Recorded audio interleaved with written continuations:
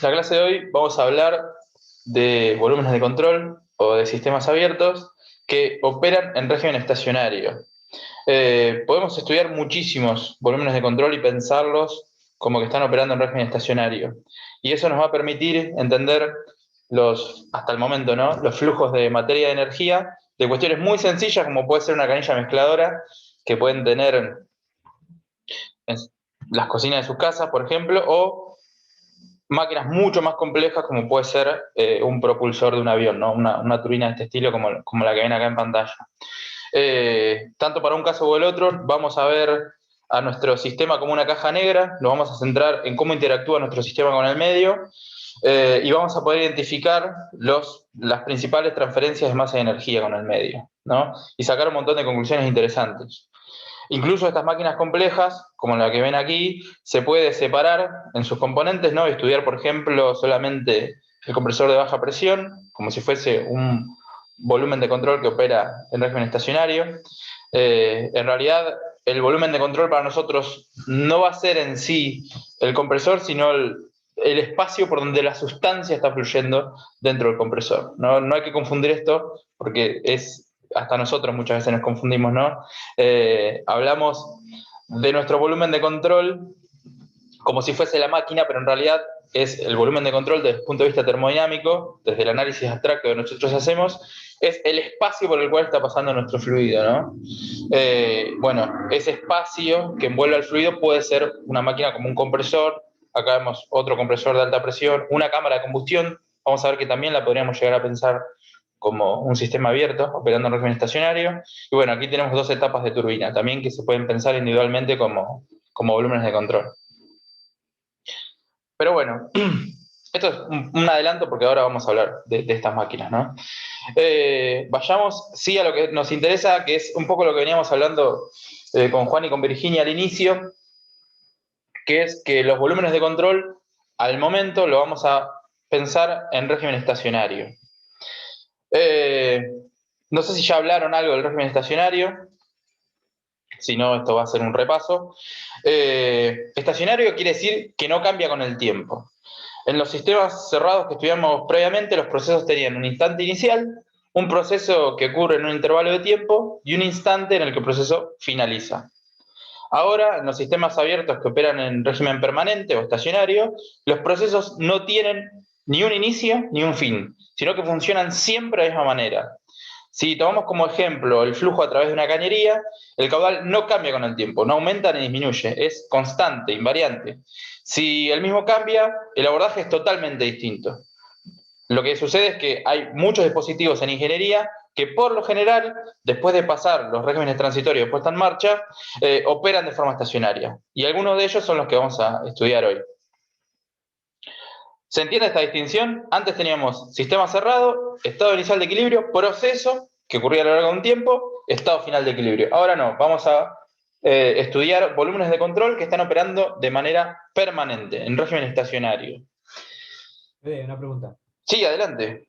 Si por ejemplo hay burbuja en un sistema cerrado, ¿se puede considerar estacionario? Claro, pero en realidad ¿O vas a tiene ver que ser que totalmente líquido?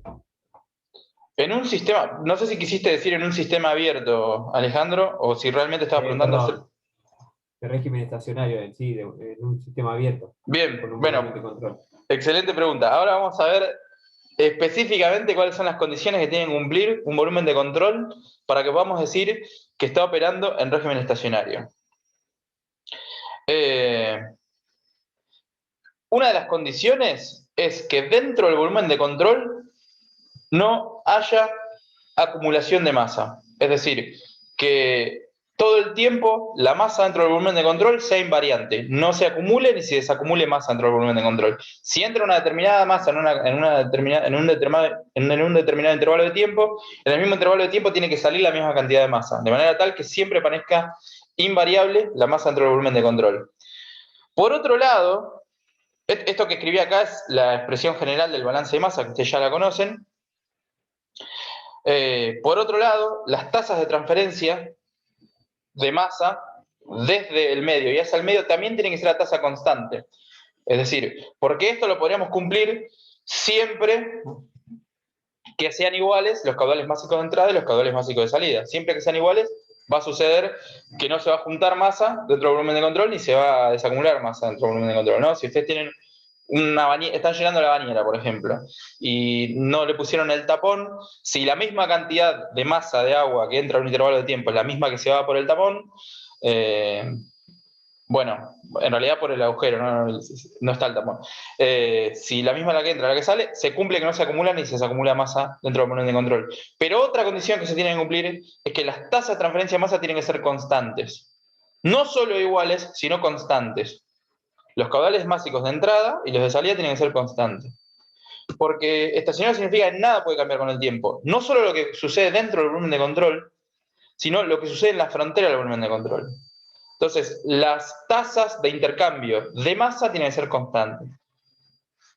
Vos, Ale, preguntabas si, por ejemplo, estábamos estudiando, por ejemplo, una determinada longitud de cañería, lo tomamos como un volumen de control en el cual tiene un caudal másico de entrada y un caudal másico de salida, y eventualmente pasa, vos no sé Sí, si por sugerías, ejemplo, no sé. un balanceador está en un nivel muy bajo de líquido y empieza a meter aire en una bomba centrífuga. Sí, bueno, hay que Empieza a meter ver, aire. excelente pregunta, hay que ver si el aire afecta el estudio que nosotros estamos haciendo. O sea, obviamente, si la cantidad de aire que pasa es muy grande, ya no vamos a poder decir que las condiciones en la frontera se mantuvieron ni dentro del volumen de control, y eso va a hacer que ya no se pueda considerar como régimen estacionario. Ahora, O si sea que si son... entra siempre la misma cantidad de aire en un determinado tiempo, se podría considerar estacionario. Sí, pero Entra muy igual poquito. yo creo que por ahí da para una discusión más profunda, porque hay que ver qué es lo que interesa a vos. Porque el aire puede tener, en otros aspectos que no son estrictamente el estudio termodinámico, impactos muy importantes, ¿no? Puede afectar el funcionamiento de un equipo, puede tener otros inconvenientes, digamos, inconvenientes desde el punto de vista técnico. Pero como nosotros en realidad acá estamos viendo más que nada los intercambios de materia y de energía con el medio, bueno, hay que ver si tienen un impacto sustancial en la materia que intercambia con el medio y la energía que intercambia con el medio. Por ahí para nosotros, si estamos estudiando, no sé, suponete que queremos calentar ese fluido, la energía que tenemos que entregarle para dejarlo en un determinado estado, bueno, hay que ver si la cantidad de aire que está pasando por la cañería afecta nuestro balance de energía y necesitamos más o menos energía, ¿no? Pero siempre que, o sea, el régimen estacionario es una idealización, como las que todas hacemos, eh, todo lo que hacemos acá en termodinámica. Y la idealización esta requiere que nada cambie con el tiempo. Si eso medianamente se mantiene, es un régimen estacionario. Perdón, Seba, levantaste la mano, así que si querés hablar, mandale nomás. Sí, Fede, perdona. No, Ahí adelante. tenés, entonces ahí tenés, en esas dos fórmulas, tenés dos condiciones que ¿cuáles serían? Claro, yo por el momento mencioné dos condiciones que repercuten en el balance de masa. Una condición es que nada cambie dentro del volumen de control, por lo tanto no se puede juntar, ni no se puede acumular ni desacumular masa dentro del volumen de control, por lo tanto la masa no puede variar con el tiempo, por lo tanto su primera derivada en el tiempo tiene que ser cero. Por eso el primer miembro de este balance es cero, porque no se puede juntar ni desacumular masa. Y por otro lado, las tasas de intercambio de masa con el medio tienen que ser constantes. No es que, porque yo ponía el ejemplo de la bañera, ¿no? Decía, no solo alcanza con que no se junte más agua conforme pasa el tiempo, sino que tampoco cambien los caudales de entrada y de salida. Si, por ejemplo, uno del caudal de salida estaba en 5 kilos por segundo y lo lleva a 10, pero hace lo mismo con el de entrada, no va a afectar la acumulación, pero sí afecta a las tasas de intercambio de masa de entrada y tasas de intercambio de masa de salida. Bueno, eso tampoco puede cambiar para que siga pudiéndose considerar como régimen estacionario. ¿Se entiende lo que digo? Sí, sí, perfecto, gracias. Excelente. O sea, nada en esta ecuación, nada en el segundo miembro puede cambiar, tiene que ser constante, y el primer miembro tiene que ser cero, siempre, digamos. Vayamos con el balance de energía, que es muy parecido al balance de masa.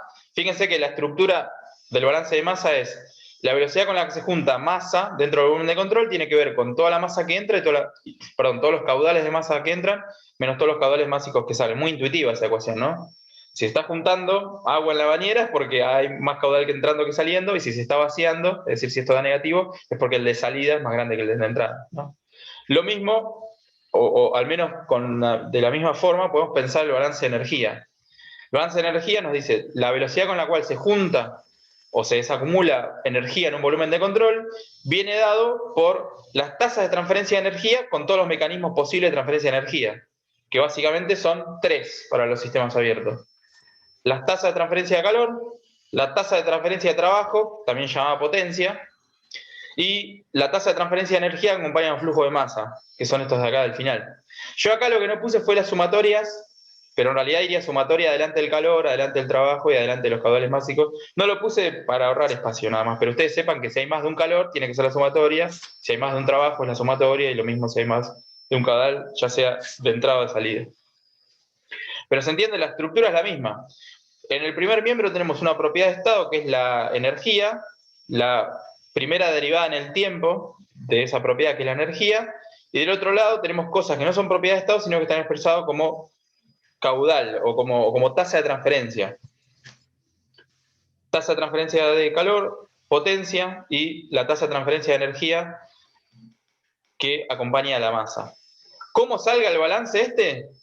¿Quién le gane a quién o cómo salga esta cuenta? Es lo que me determina si hay una velocidad con la que se esté juntando energía o con la que se esté perdiendo energía en el volumen de control. Bueno, pero si estamos en régimen estacionario, es decir, vamos a suponer que es la turbina arranca, al principio, bueno, no es estacionaria porque hasta que se pone en régimen, levanta velocidad y todo, bueno, atraviesa un transitorio que no es estacionario porque las cosas están cambiando con el tiempo, la turbina se está calentando, está modificando su temperatura, hay un montón de cosas que están cambiando, bueno, ahí no tenemos régimen estacionario. Pero después de un tiempo de estar funcionando, cuando ya está todo estable, cuando la potencia que entrega es la misma y el aire o la sustancia que sea entra a la misma temperatura y se descarga a la misma temperatura y está todo invariante con el tiempo, bueno, ahí estamos en régimen estacionario.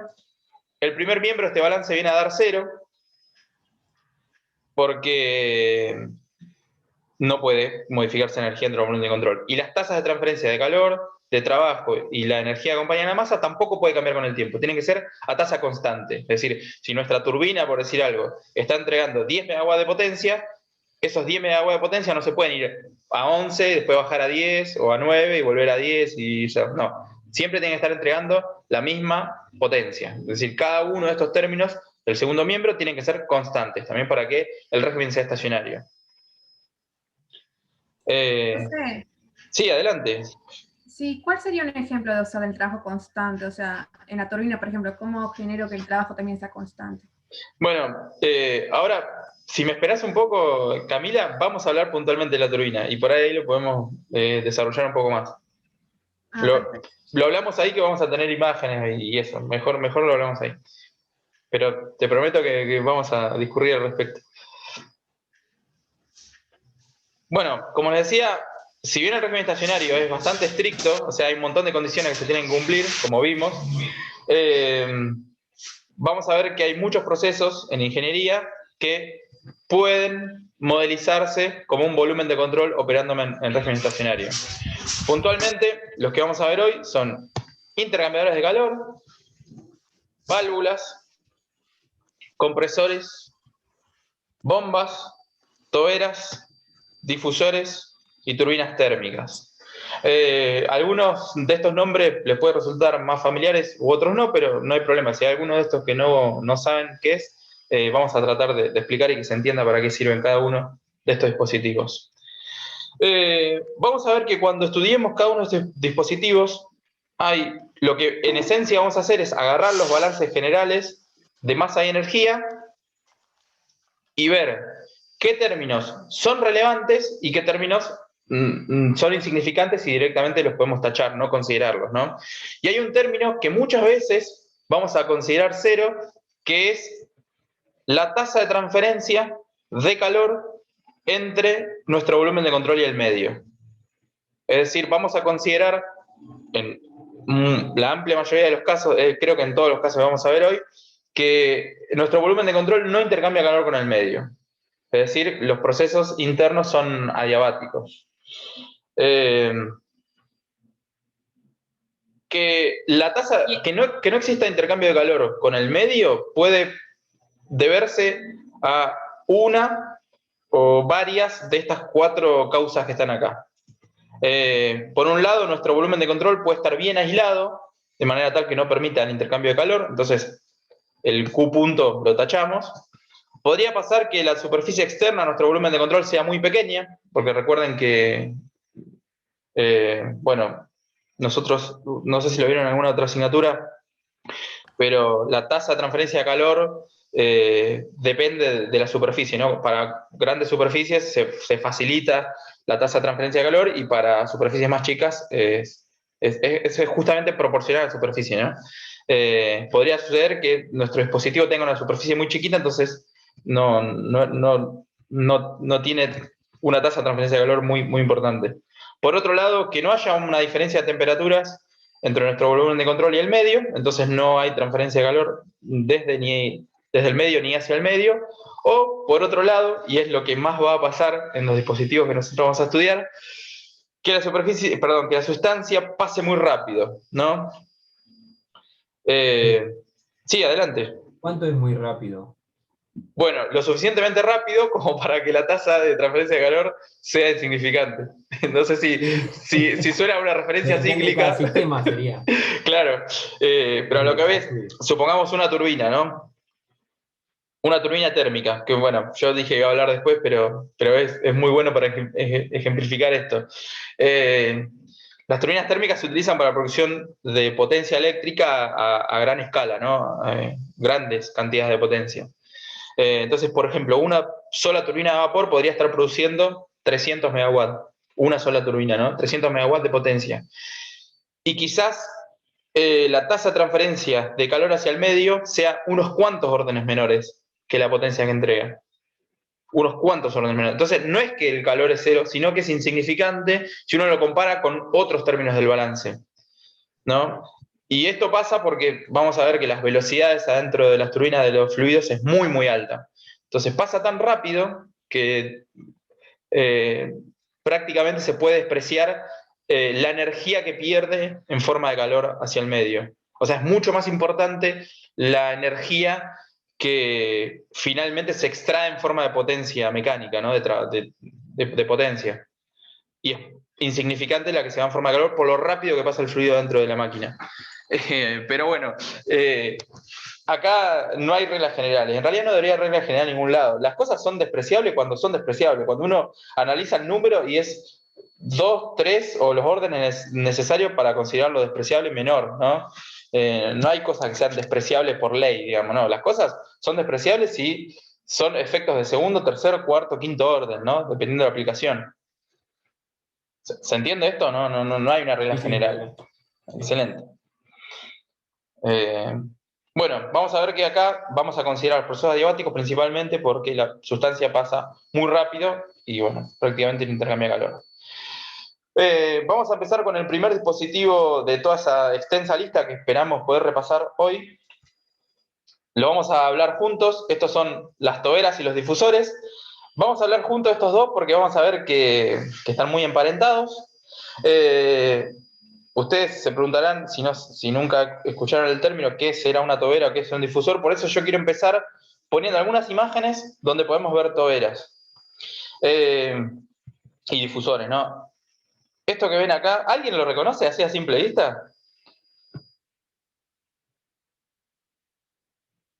Si no, no importa, ¿no? Yo digo, porque por ahí alguien lo reconoce. ¿De qué se trata esto? Bueno, es un pequeño túnel de viento. El túnel de viento es un instrumento experimental que sirve para estudiar básicamente el efecto de que el aire pase con una determinada velocidad por sobre un objeto sólido, ¿no? Eso es lo que uno puede estudiar, cómo es la interacción entre un sólido y cuando tiene una determinada velocidad de aire impactando sobre el mismo. Si usa un túnel de viento. Este túnel de viento tiene, el aire va a entrar por acá y se va a encontrar con un conducto de sección variable y a medida que avanza el aire, la sección de ese conducto es cada vez más chica. lo que va a producir que el aire aumente su velocidad. Bueno, eso es una tobera. Es un conducto de sección variable en el cual se espera que la velocidad del fluido aumente.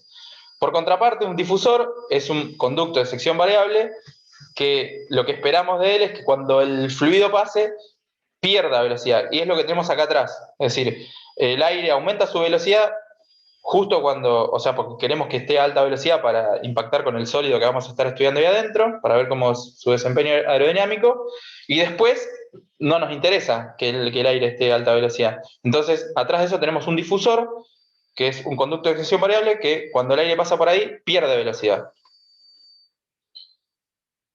Seguimos. Esto, ¿qué es esto?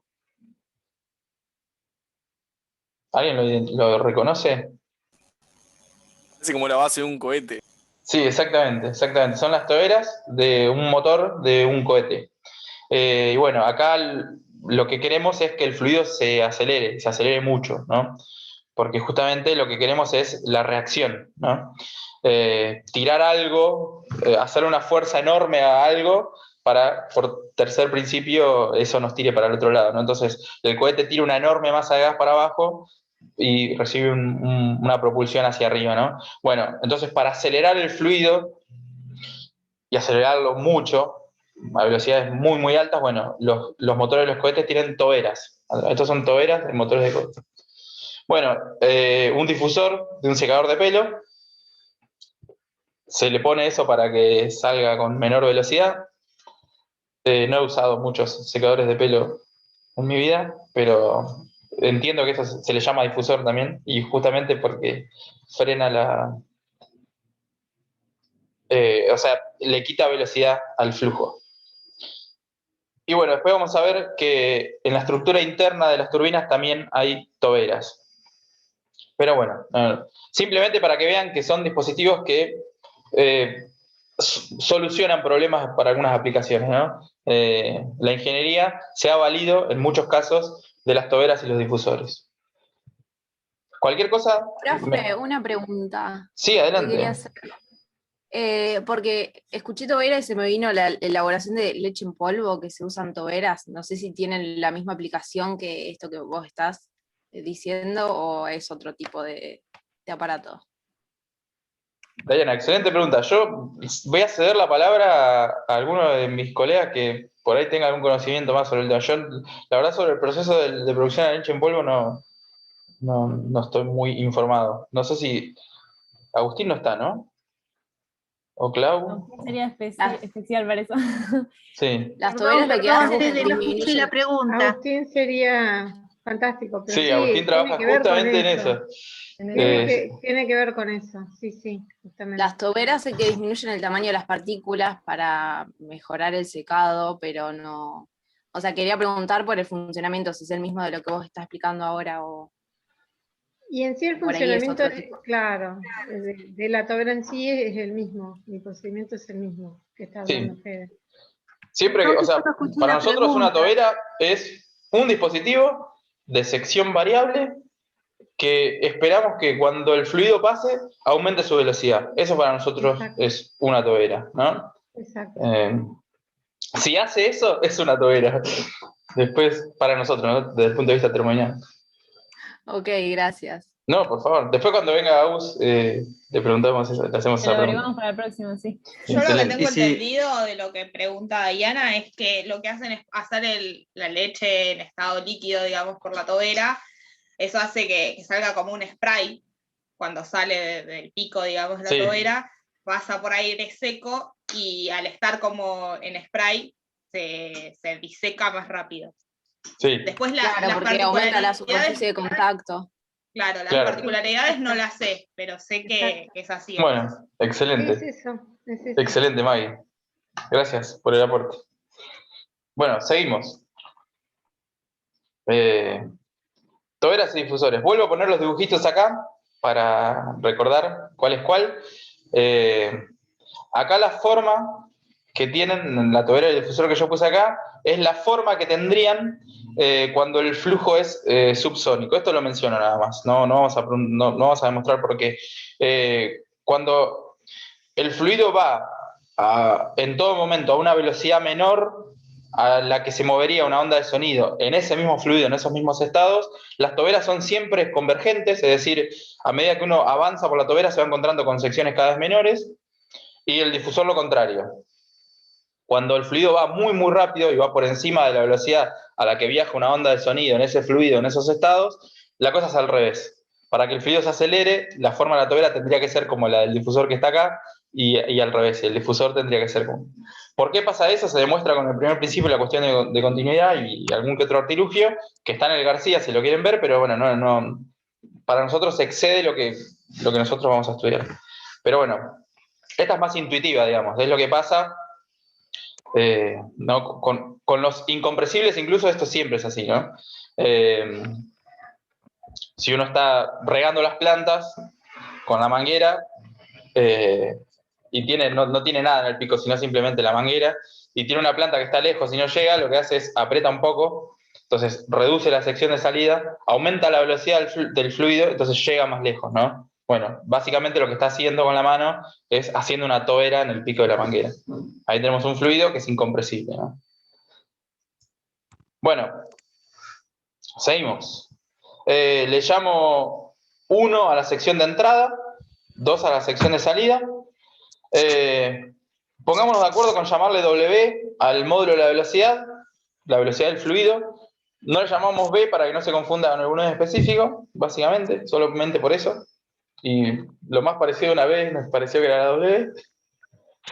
Entonces, podemos decir que W2 es mayor a W1, es justamente el chiste de la tobera, que el fluido cuando atraviesa la sección 2 vaya a una velocidad mayor que la velocidad 1.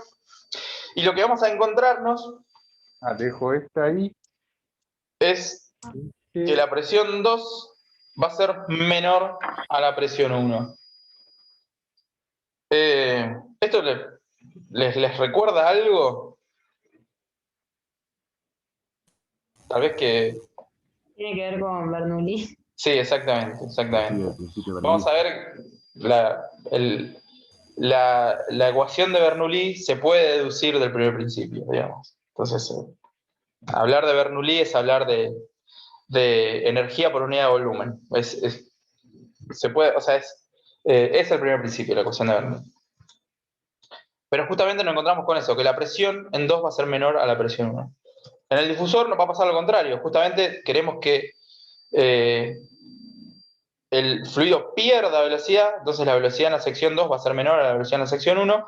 Por contraparte, la presión 2 va a ser mayor a la presión 1.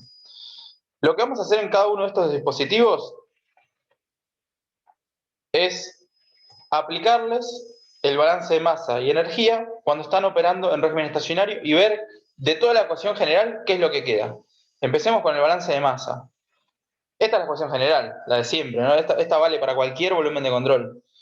Si está en régimen estacionario, ¡pum! Al toque ya sabemos que el primer miembro es 0, por todo lo que discutimos hace un rato. Y nos queda que todos los caudales másicos de entrada igual a todos los caudales másicos de salida. Y acá hay un único caudal másico de entrada y un único caudal másico de salida. El caudal másico de entrada acá le llamamos M.1, porque a esta sección le llamamos 1. El caudal de salida le llamamos M2 punto, ¿no? Caudal másico de salida o caudal másico a través de la sección 2. Y si está en régimen estacionario, tienen que ser iguales. En un transitorio podrían por un ratito ser distintos, ¿no? Y que se acumule un poquito de masa en la tobera, pero si está en régimen estacionario, ya está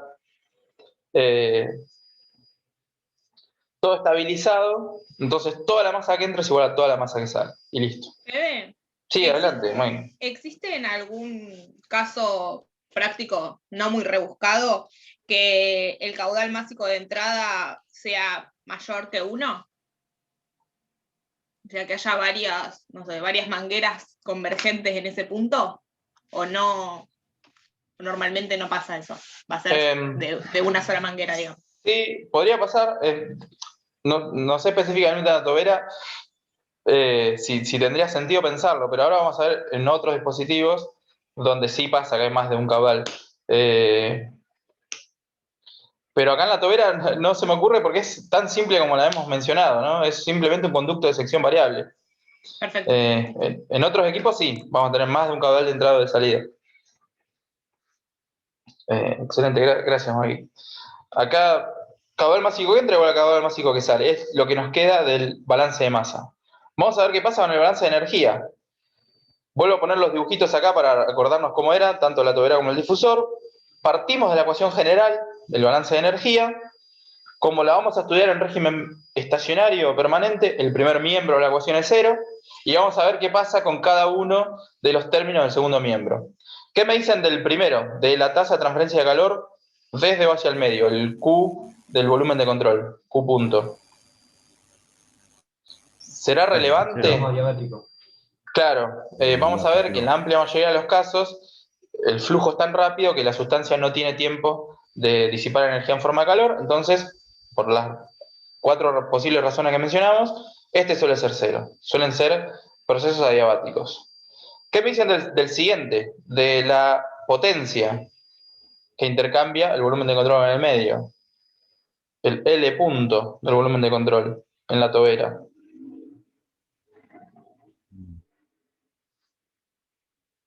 Es un cañito, ¿no?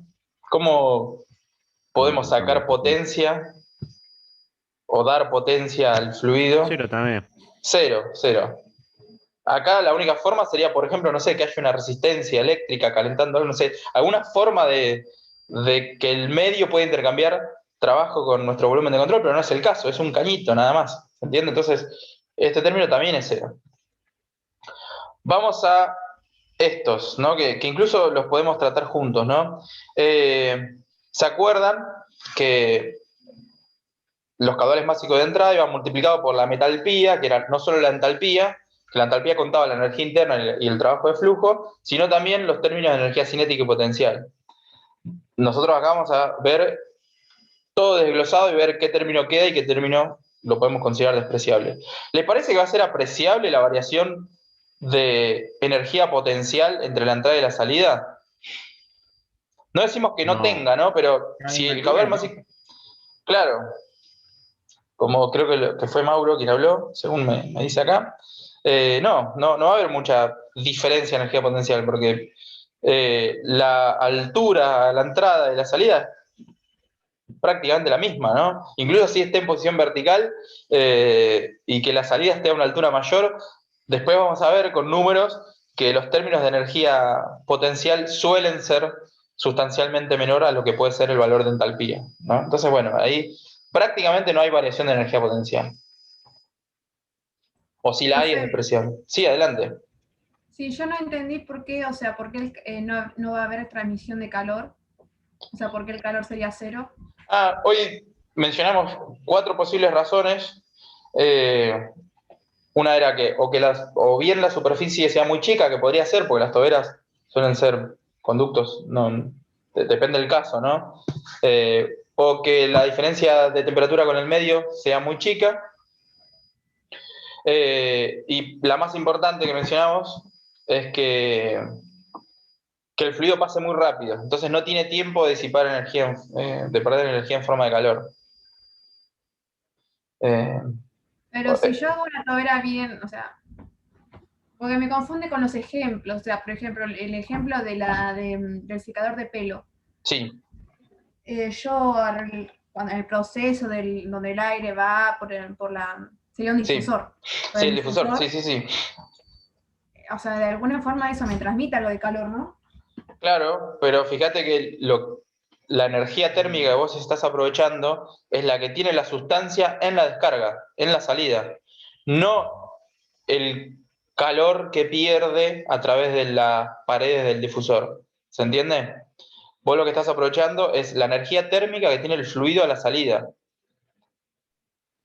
Que la energía térmica del fluido a la salida está vinculada con la entalpía de salida, pero no con el calor hacia el medio. ¿Se entiende? O sea, me transmitiría calor si me saliera calor del aparato. Claro, porque vos pensás que lo que estarías aprovechando ahí es la energía térmica que tiene el aire cuando sale del difusor. Que eso está de todo el balance, lo que está contando esa energía es esto, la entalpía de salida, la energía térmica del fluido a la salida, que es la energía térmica que tiene el fluido acá, digamos, está relacionado con eso. Ahora, este término de calor está relacionado con la energía que perdería el fluido cuando está transitando el volumen de control, la que se va por las paredes, digamos. El calor que se va por las paredes mientras está pasando por el difusor. Pensá que el tiempo de residencia de una masa de aire es muy chico, porque entra y como entra sale. Entonces, para una porción que vos puedas seguir, la cantidad de energía que pierde en forma de calor es despreciable, digamos. Y justamente por eso tiene una buena cantidad de energía térmica a la salida, que es lo que a vos te interesa. Ah, perfecto, profe. ¿Se entiende la diferencia? Sí, sí, sí. Excelente. O sea, existe una mínima transferencia, pero es muy chiquita. Claro, existe porque no, como vimos, no existen los procesos perfectamente adiabáticos, ni perfectamente, nada perfecto existe. Lo que importa es si es relevante o no es relevante, si es significativo o no es significativo. Bueno, cuando uno lo va a comparar con otros términos del balance, se encuentra con que es un efecto de segundo o tercer orden. O sea, las cosas, como decíamos recién, no es que son despreciables por ley. Son despreciables si son efectos de segundo o tercer orden, digamos. Cuando uno se las cuenta y demuestra que son despreciables. Vaya, profe. Gracias por la consulta. Seguimos. ¿Hay algo más que se pueda eliminar del balance? Y vamos a ver que no, porque justamente tanto la tobera del difusor como su función está vinculada con aumentar o disminuir la velocidad del fluido. Los términos de energía cinética van a ser relevantes y bueno, los términos de energía térmica, desde luego, o la entalpía, van a ser relevantes también. Sí, Lucas. Adelante. ¿Por qué se consideran las entalpías si los procesos no ocurren a presión constante? ¿Por qué? ¿Sabes que te escuché muy bajo? ¿Por qué se consideran Te las... digo, Fede, ¿por qué Dale. consideran la entalpía si los procesos no ocurren a presión constante? No guarda relación con si la presión es o no es constante. La entalpía es una propiedad termodinámica que engloba dos cosas. Por un lado, la energía térmica y por otro lado, el trabajo de flujo. La energía térmica es la que tiene que ver con qué tan alborotadas estén las partículas, ¿no? Y la energía térmica, en un término más amplio se puede llamar energía interna también, incluyendo otro tipo de energía, pero tiene que ver con eso, ¿no? Entonces, uno cuando entra, cuando una masa entra a un volumen de control, no solamente está metiendo su propia energía interna, que tiene la energía térmica, la nuclear, la química, toda la energía que uno guarda. Nosotros, cuando damos este tema en el aula, lo que hacíamos era imaginarnos que uno de nosotros era una porción de masa y entraba al aula, ¿no? El aula era nuestro volumen de control, la puerta es la frontera imaginaria de nuestro volumen de control. Al entrar uno de nosotros, por ejemplo, entro yo al volumen de control, no solamente estoy metiendo mi propia energía interna dentro del volumen de control, la propia energía que cargo en mis moléculas, digamos, la que tengo internamente, que puede ser energía térmica, energía nuclear, energía química, toda la energía que yo tengo, no solamente esa, sino que yo al entrar fui como una especie de pistón que hizo un trabajo sobre el sistema. Yo con mi cuerpo al entrar hice trabajo sobre lo que ya estaba dentro del aula, ¿no? Sobre el aire que ya estaba dentro del aula, ¿se entiende? Entonces, esa segunda parte que es energía que yo meto en el aula, eso que yo sea como un pistoncito que estoy apretando el volumen de control, es el trabajo de flujo, es el P por B. Entonces, cualquier masa que entre a un sistema, no solamente mete su energía interna, sino que también mete el trabajo de flujo, que es el trabajito que hace para meterse. Lo mismo, una masa que sale, cuando sale del volumen de control, no solamente se lleva consigo su energía interna, sino que el sistema, para que la masa salga, le pega una patadita, digamos. Y eso es lo que cuenta la entalpía de salida. Entonces, la entalpía no es ni más ni menos que una propiedad que cuenta dos cosas, la energía interna y el trabajo de flujo. ¿Se entiende? Por comodidad, se las pone juntas, la energía interna y el trabajo de flujo. Porque siempre que entra una masa en volumen de control, va a hacer esas dos cosas. Y siempre que salga, se lleva las dos cosas. Se lleva su energía interna y se lleva el trabajo de flujo. Entonces es una forma piola de poner acá en los balances de los sistemas abiertos. ¿Vamos bien? Bueno, y si recordamos que en el balance de masa nos había quedado que la masa de entrada igual a la masa de salida, esto se puede cancelar. Y nos queda esta expresión. H de entrada menos H de salida, acá hubo un reordenamiento, ¿no? Se juntaron la espera con la espera y la manzana con la manzana, es decir, si bien está toda la misma unidad, no toda una unidad de energía por kilogramo, las entalpías con las entalpías y las velocidades al cuadrado sobre 2 con las velocidades al cuadrado sobre 2. Acá hay algo interesante, ¿no? Que si uno pasa, por ejemplo, ¿no? Este término que está entre paréntesis, que habla de las entalpías, lo pasa al primer miembro, se forma el delta de entalpía, igual a menos el delta de energía cinética. O por otra parte, si pasa, o sea, pueden multiplicar, vamos a ponerlo así, ¿no?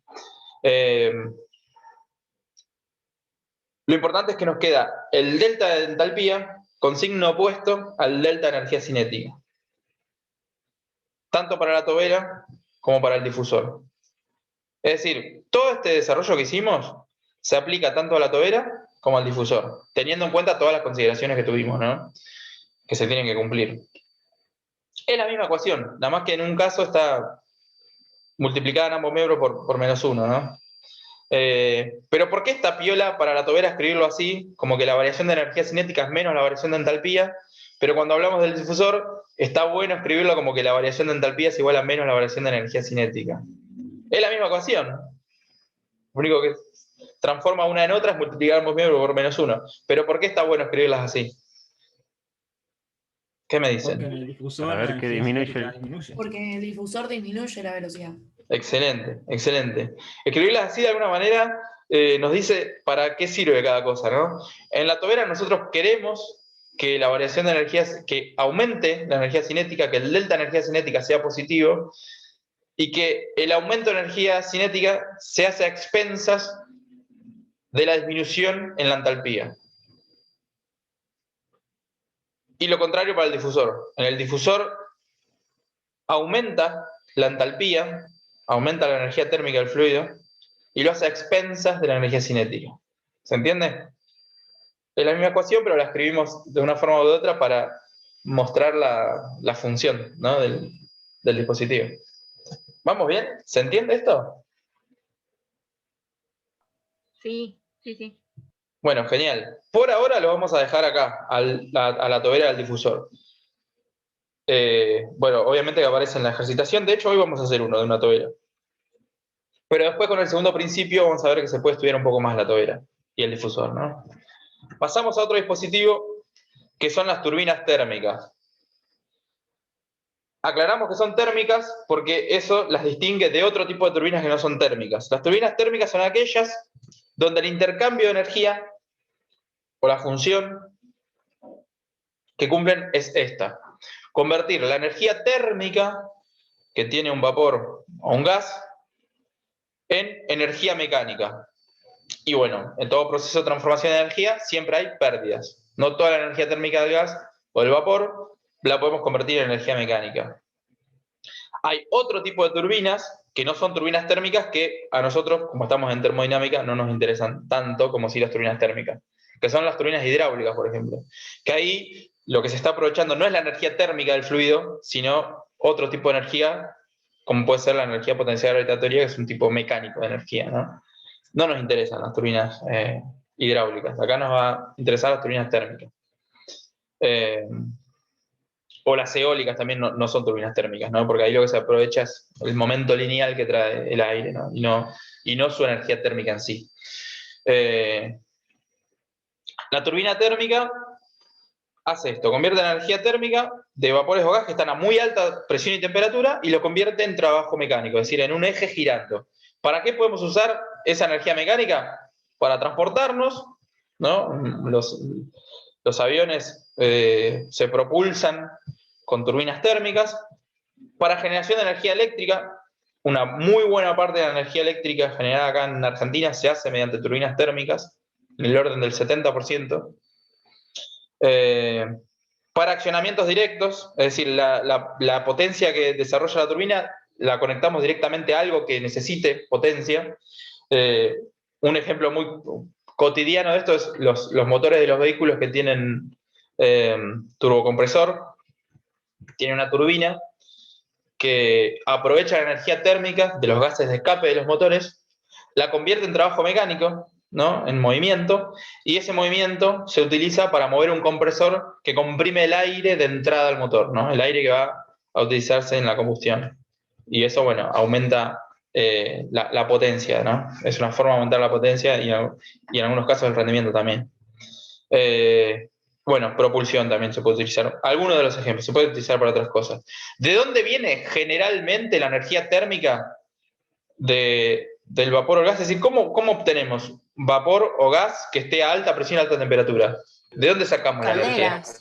Exactamente. ¿Y la caldera qué tipo de energía aprovecha? ¿Y de quién?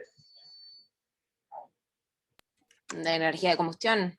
Excelente, excelente. Muy bien, Dayana, creo que fue la que dijo. La energía de los combustibles, ¿no? La energía química de los combustibles la utilizamos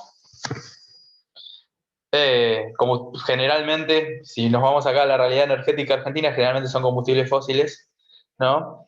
Y bueno, quemamos cosas que están enterradas hace millones de años para producir nuestra energía eléctrica, ¿no? Y en buena medida, ¿no? Entonces, bueno, cada vez que ustedes encienden una luz en su casa o lo que sea, cualquier artefacto eléctrico, sepan que para producir esa energía eléctrica estuvimos quemando cosas que estaban enterradas hace millones de años, ¿no? Y todo carbono que estaba enterrado y que ahora pasa a estar en nuestra atmósfera como dióxido de carbono. No es la realidad una realidad pareja para todos los países del mundo, pero acá en Argentina nuestra matriz energética está muy volcada a la generación térmica, ¿no? A esto. Bueno, la turbina térmica es la que está en este negocio. Sí, adelante. Una consulta. ¿La proporcionalidad de los rectángulos es porque se va, o sea, hay una pérdida energética que no se va a recuperar?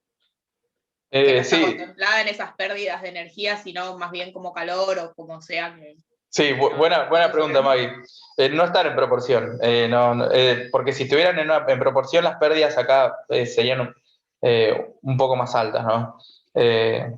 Los rendimientos globales de los ciclos de potencia, dependiendo de la tecnología, si hablamos de ciclo de potencia, ¿no? que involucre turbinas térmicas, la eficiencia global, es decir, desde la energía química del combustible hasta la potencia en el generador eléctrico, la mejor tecnología que existe para hacer eso es el ciclo combinado y a duras penas llega al 60%, ¿no? Entonces, bueno, pues más o menos anda, ¿no? Un 60%. Pero no, esto lo dibujé así, digamos. Pero sí, en cada etapa de transformación de energía, no toda la energía se transforma en la otra forma de energía que queremos, sino que una parte se va en pérdidas. Y vamos a ver cuando estudiemos el segundo principio que hay pérdidas que son totalmente inevitables por ley, eso sí va a ser por ley, y otras que no, que se pueden mejorar, ¿no? Y las que se pueden mejorar, se puede aumentar la eficiencia, bueno, ahí eso es trabajo para los ingenieros y las ingenieras del futuro, ¿no? Algo que siempre les decimos, a ustedes les va a tocar vivir un momento en su carrera profesional que es la transición energética, que ya está ocurriendo, ¿no? Tenemos un mundo que se está energizando principalmente con combustibles fósiles, se está transportando con combustibles fósiles y es insostenible eso, ¿no? Porque está demostrado con evidencia científica que eso contribuye al calentamiento global, a que no le guste o no lo quiera ver, lo discutimos en otro momento, pero es así, y no me importa que esto quede grabado porque hay detractores, como así hay terraplanistas y gente que consulta el horóscopo, pero no importa. Nosotros acá estamos en un aula universitaria donde tenemos que valernos de argumentos con evidencia objetiva. La producción de... Sí. ¿Me escuchás? ¿Cuánto es hoy el gasto en la torta energética de los combustibles fósiles a nivel del mundo? No, a nivel mundial sí, es muy alta si consideramos todo el uso de la energía. no solo no solo la energía eléctrica, sino el transporte, y bueno, y todas las formas de energía, calefacción, todo lo que se pueda, es muy alto. No tengo el número, sí los del país, porque son los que nosotros todos los años damos en máquinas térmicas. ¿Y en los del país cuánto están? La energía eléctrica se genera en el orden de un 65%, más o menos, porque todos los años cambia, pues un número que está vivo, que cambia mes a mes incluso, pero siempre rondando el orden del 65% de toda la energía eléctrica generada en este país es mediante combustibles fósiles, y eso es solo la energía eléctrica. Después, el transporte es netamente con combustibles fósiles, ¿no? Acá al lado del auto eléctrico y la energía eléctrica generada con renovables, de eso todavía estamos lejos, ¿no? Pero bueno, es una... Sí. Vos pensás que un 80% de la energía total es a través de combustibles fósiles, más o menos, estamos ahí en ese orden. Sí, sí, o más. No sé, si uno mete el transporte... Yo tengo un dato del 2019, es el 82%. Sí, y a nivel mundial más o menos anda por ahí, el total. O sea que lo que vos estás diciendo es súper relevante y súper importante. Yo la idea que tenemos que tener conciencia de eso. Sí, o sea, la idea que quería transmitirles es que a ellos van a ser ingenieros e ingenieras que van a vivir la transición energética.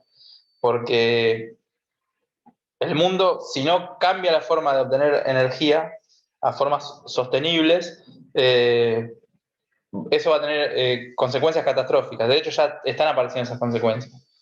Y eso tiene que ocurrir. Entonces, hay un montón de gente en este momento pensando cómo obtener energía de manera sostenible, con fuentes renovables, y por otro lado, el uso eficiente de los recursos energéticos. Y eso es algo que va a venir. O sea, ustedes van a ver la transición. Van a empezar su carrera como ingenieros e ingenieras en un mundo principalmente energizado con combustibles fósiles, y esperamos que dentro de muchos años, cuando ya estén por jubilarse, el mundo se esté energizando de una manera limpia, ¿no? Y tengamos emisiones de carbono netas cero, ¿no? ¿Es eso Sí. o nos vamos a los caños, digamos? Entonces, a usted le va a tocar vivir en ese mundo, ¿no? En el mundo de la transición energética. Fede. Sí, adelante. ¿Se escucha? Sí, yo había escuchado que para el 2042 habían firmado un decreto que no tenía que haber ningún auto a combustión interna. Sí, ¿Puede ser? eso cada país adhiere. Acá en Argentina. O no adhiere a... Yo desconozco eso. Hay algunos países que tomaron el compromiso de para el 2050 ser neutros en emisiones de carbono, pero bueno, hay países que son los principales emisores de gases de efecto invernadero que, bueno, no se sabe bien Claro, por eso fue... cuáles son los esfuerzos que están haciendo para mitigar sus emisiones. Y bueno, pero bueno, yo entiendo, o al menos tengo la esperanza de que cuando no nos quede otra, bueno, vamos a tener que encontrar formas mejores de energizarnos. Bueno, pero ustedes van a tener que hacer su contribución a eso, ¿no? Está apuntando mi marido, que me dice que será el año compromiso internacional en el año 2030 para bajar la cantidad de emisión de dióxido de carbono, que está justamente lo que dijo, creo que Alejandro, ¿no? De pasar a autos eléctricos. Compromiso a nivel mundial, ahora que se lleve a cabo, no sé. Sí, es muy difícil. Por eso fue tan relevante en 2018 o 2019, no recuerdo, pero en uno de esos 2 años cuando Trump dijo que no adhería más al tratado ese que fijaba las pautas para 2030, cuando Estados Unidos es uno de los principales productores de CO2. Exacto, Magali, compromiso de Kioto. Me estaban apuntando acá, mi especialista. Así que, bueno, es todo un desafío para ustedes. Lo que les dice Federico es totalmente cierto. Bueno, ustedes en el futuro se van a tener que lidiar con esto. Bueno, seguimos, volvamos a la asignatura, pero bueno, nosotros inevitablemente estos temas tienen que tratarse en el aula, ¿no? También. Volvamos a lo que nos interesa, que son los balances de materia de energía de los volúmenes de control que operan en sistemas en régimen permanente. Dijimos que las turbinas era la máquina que estaba en este negocio, básicamente vamos a estudiar dos tipos de turbinas térmicas, que son las turbinas de gas y las de vapor. La turbina de gas, como su nombre lo indica, el fluido que atraviesa la turbina es un gas, generalmente un gas de combustión, y en la turbina de vapor, el fluido que atraviesa la turbina, como su nombre lo indica, es vapor, generalmente vapor de agua.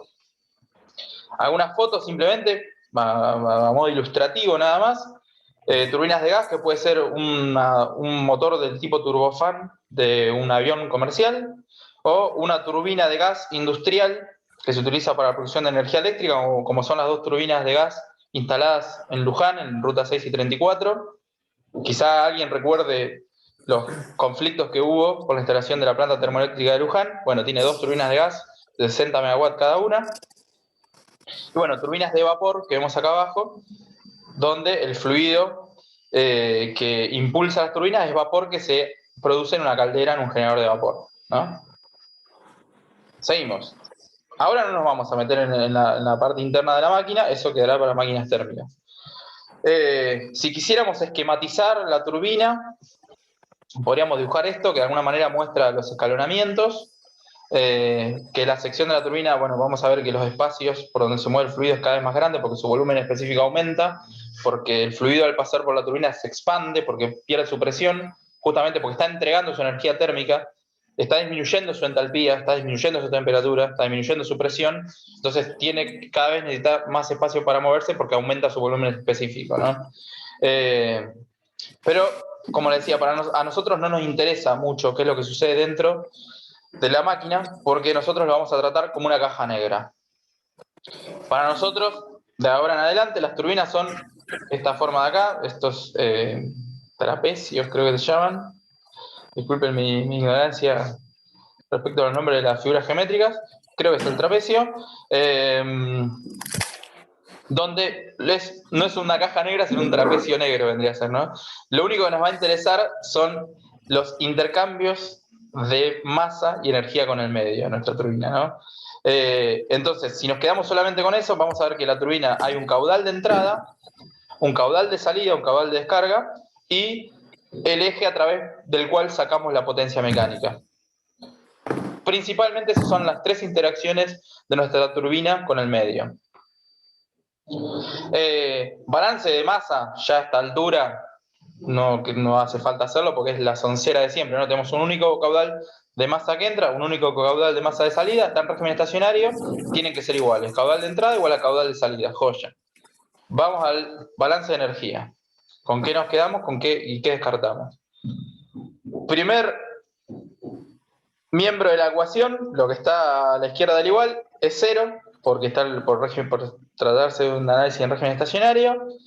El calor es 0, por lo que ya discutimos ampliamente, de que el fluido pasa muy rápido, no tiene tiempo de disipar energía térmica.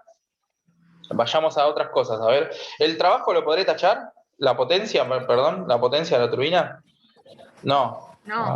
Claramente, ¿no? Porque es una de las cosas relevantes. Es justamente para lo que la han construido, ¿no? Vayamos a... Toda la energía acompaña a la masa. ¿Serán relevantes las variaciones de energía potencial gravitatoria? La verdad es que no. El conducto de entrada está a una altura muy parecida al conducto de salida, e incluso si estuvieran a distintas alturas vamos a ver que la diferencia de energía potencial gravitatoria es insignificante respecto a la energía térmica o a la potencia que desarrolla. Entonces, listo, despreciamos los términos de energía potencial. La velocidad, la variación de velocidad entre la entrada y la salida será significativa. Podría ocurrir que el fluido entre a muy alta velocidad en una turbina o que se descargue a muy alta velocidad, que de hecho pasa, ¿no? El fluido entra a muy alta velocidad a la turbina. Pero, como acá el término de energía cinética aparece tanto en la entrada como en la salida, nos va a importar cuando haya una diferencia importante entre la entrada y la salida. Pero si es grande la entrada y es grande la salida, se termina cancelando solo, ¿se entiende? O sea, estos términos van a ser relevantes cuando haya una diferencia importante entre la entrada y la salida. El fluido entra a alta velocidad, pero también sale a alta velocidad. Entonces la variación de energía cinética es despreciable comparado con lo que podría ser la entalpía o la potencia de la máquina, ¿no? Entonces nos queda simplemente la entalpía de entrada, la entalpía de salida y un único caudal másico. Reordenando todo, llegamos a esta ecuación que nos dice que la potencia que entrega una turbina en régimen estacionario adiabática es esta que está acá. La potencia turbina igual al caudal másico por la entalpía de entrada menos la entalpía de salida. ¿Tiene sentido que nos haya quedado esto? ¿Cómo va a ser la entalpía de salida respecto a la de entrada? Tiene que ser menor. Menor. Tiene que ser. Exactamente, menor porque justamente el fluido cedió su energía térmica, perdió entalpía. Entonces, si H de salida es menor que H de entrada, esta diferencia nos da positiva. Y la potencia nos da positiva. ¿Tiene sentido? Sí, tiene sentido. Tiene sentido porque potencia positiva quiere decir que sale del sistema, sale del volumen de control. Joya. Esto también hay que, cuando uno llega a una ecuación final, está bueno pensarlo para ver si no metió la pata. ¿Entiendes? ¿Seguimos? Vamos al compresor. El compresor es una máquina que sirve para aumentar la presión de un fluido que sea gas o vapor. ¿Te puedo hacer una consulta antes que avances con ese? Sí, Mari. ¿Por qué en la turbina dejaste el caudal, la M del caudal, digamos, cuando el caudal de entrada es igual al caudal de salida? Pero no lo dejaste cuando planteamos la tobera y el difusor, como dijimos que eran iguales, como que no quedó en la ecuación final. Claro, pero fíjate que acá está la potencia también. Entonces, yo acá lo que hice fue sacar factor común, sí, el caudal másico. En cambio, en la tobera, como dejé en miembros separados, ¿dónde está? Acá. Sí. Y pensá en esta ecuación. Si yo paso cualquiera de estos dos al otro miembro, aparece el caudal en ambos miembros. Entonces, si divido en ambos miembros por el caudal, perfecto. me queda un 1 adelante, claro. Acá, si quisiera, podría hacer lo mismo. Dividir ambos miembros por el... Podría hacerlo. Pero pasa que la potencia pasa a ser potencia específica. Potencia dividido el caudal másico y queda potencia por kilo, digamos. ¿Se entiende? Acá me parece. Si yo divido... O sea que lo que tenemos en la tobera y el difusor son cosas específicas, porque como que dividí todo por el caudal másico. Claro. Perfecto. Sí. Si quisieras podrías no hacerlo, pero siempre que uno elimine cosas y llegue a lo más compacto posible, mejor, ¿no? Pero... Lo mismo acá, uno si quisiera seguir podría... Está muy bueno lo que planteas, Maggie. Divido miembro a miembro por caudal másico y me queda solamente entalpía de entrada menos entalpía de salida, y del otro lado el L minúscula. Que sería el trabajo específico. Claro, que no lleva un punto arriba, porque es el L minúscula, ¿no? El L minúscula igual a... Perdón. Seguimos. Está bien. Gracias, Maggie. Compresores. La máquina que le aumenta la presión a un fluido que tiene que ser gas o vapor. Bueno, distintos tipos de compresores, después a lo largo de la carrera lo van a estudiar mucho en las dos carreras, tanto en alimentos como industrial, se ven tipos de compresores. Puede ser alternativo. Juan seguramente les va a hablar, creo, de los compresores también. Compresores sí, en las próximas clases. Sí, por eso los pasamos medio como alambre caído. Compresor dinámico, que básicamente es como una turbina pero al revés, muy a grosso modo. Y bueno, como les decía, no nos va a interesar mucho la estructura interna de la máquina, eso es para otras asignaturas. Para nosotros el símbolo del compresor es muy parecido a la turbina, nada más que, ¿se acuerdan que en la turbina el fluido entraba por la parte más chica del trapecio y salía por la más grande? Bueno, acá al revés. Entra por el lado mayor, digamos, del trapecio y sale por un lado menor, porque acá lo que estamos tratando de representar es que la sustancia está comprimiendo, ¿se entiende? En cambio en la turbina tratamos de representar que la sustancia está expandiendo. Bueno, acá directamente va a los bifes. ¿Por qué? Porque si uno lo piensa un poco, se encuentra con que tanto el balance de masa como el balance de energía para la turbina, para el compresor, son exactamente las mismas consideraciones, ¿no? En régimen permanente se va el primer miembro, adiabático se va la tasa de transferencia de calor, el trabajo hay que quedárselo porque es relevante, el trabajo que uno le tiene que dar al compresor para comprimir el fluido, elimina los términos cinéticos y potencia, le queda la misma ecuación, la misma ecuación. O sea, si uno se toma el trabajo que hicimos con la turbina de ver con qué término nos quedamos, con cuáles no, llega a la misma expresión. Pero con trabajo negativo. Exacto. Y veamos si pasa, ¿no? ¿Cómo va a ser la entalpía de descarga en un compresor respecto a la de la entrada? Mayor, exactamente. Por un compresor hay un niato dándole trabajo. Fíjense que acá está representado con un eje, metiendo trabajo en la máquina, al volumen de control, lo mismo acá. Y ese trabajo repercute en la entalpía de la sustancia. En la descarga tiene más entalpía, tiene más presión. Entonces la entalpía de salida es mayor que la de entrada. Si uno lo pone con números acá, esta diferencia le queda negativa y la potencia del compresor le queda negativa. Lo que quiere decir que el trabajo entra al compresor, que hay que darle trabajo al compresor para que comprima, ¿no? Obviamente, ¿no?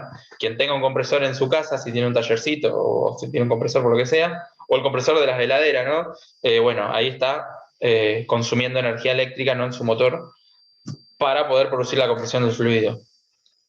Consume potencia eléctrica, consume potencia, ¿no? Pero bueno, vean que la expresión es la misma. Seguimos. Bombas. La bomba es una máquina que sirve para aumentar la presión de los fluidos siempre y cuando el fluido sea, y no puede ser ni gas ni vapor. ¿Qué podría ser? Agua. Líquido. Un líquido, claro, un líquido, exactamente. La bomba le sube la presión a los líquidos. Tipos de bombas: bombas centrífugas, aparato que van a estudiar en otra asignatura, adentro, bombas lobulares y tantas otras, ¿no? Acá a nosotros nos interesa su balance de energía y balance de masa, es muy simple, ¿no? Pero bueno, pasa con la bomba lo mismo que pasó con el compresor y lo mismo que pasó con la turbina. Si uno considera régimen estacionario y le considera volumen de control adiabático, se va a quedar con los mismos términos relevantes y va a llegar a la misma expresión. Y acá, al igual que el compresor, la entalpía de salida va a ser mayor a la de entrada y va a dar una potencia negativa, que es justamente la potencia que hay que darle a la bomba para que le aumente la presión al fluido. Después que veamos el segundo principio, que es un tema que viene después, vienen las clases que siguen, vamos a poder entender esto un poco mejor. Que cuando el fluido es incompresible, en los líquidos casi siempre los podemos considerar incompresibles, ¿no? Porque la variación de volumen con los cambios de presión suele ser insignificante. Y el proceso además es reversible, bueno, eso ya es otra historia, ¿no? Que sea reversible. Después vamos a ver bien qué significa esto. Si pasan las dos cosas, el trabajo de la bomba se puede calcular rápidamente como menos el caudal máximo. Acá el menos aparece porque de alguna manera esto se puso como un delta, con salida adelante, ¿no? Por eso aparece el menos acá. Menos el caudal máximo por el volumen específico del fluido, que no cambia, es constante, por eso está ahí como una constante, por la presión de salida menos la presión de entrada.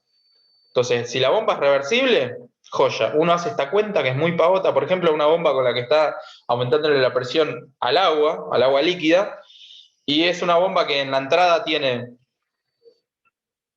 1 bar y descarga 5, toma el agua a presión atmosférica y la descarga 5, simplemente hace el caudal máximo, tantos kilos por segundo, multiplicado por el volumen específico del agua líquida, a una atmósfera, ¿no? Vamos a suponer 0.001 metro cúbico por kilogramo, y lo pone en kilopascales, ¿no? 500 kilopascales menos 100 kilopascales. Y eso ya me da la potencia que demanda una bomba reversible. Ahora, las bombas reales no son reversibles, son irreversibles, ¿no? Bueno, uno lo que hace es, sabiendo más o menos cuánta potencia demandaría una reversible, bueno, la aumenta, la hace más grande, para estimar más o menos cuánto consume una bomba real. Cuando estudiemos el segundo principio vamos a ver con qué herramienta podemos evaluar esto, ¿no? Un rendimiento que nos permite evaluar qué tan cerca o qué tan lejos está la bomba real de la bomba reversible. Pero, tema para más adelante. Seguimos. Cualquier cosa, si consulta, duda que surja, paramos.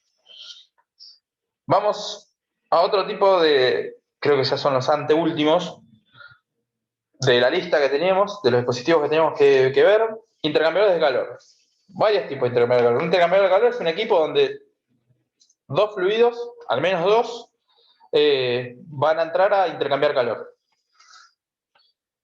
Varios tipos pueden ser. Una cámara de mezcla, es muy simple esto, es un conducto por el que entra un fluido, otro conducto por el que entra otro fluido, y un tercer conducto por el que salen mezclados.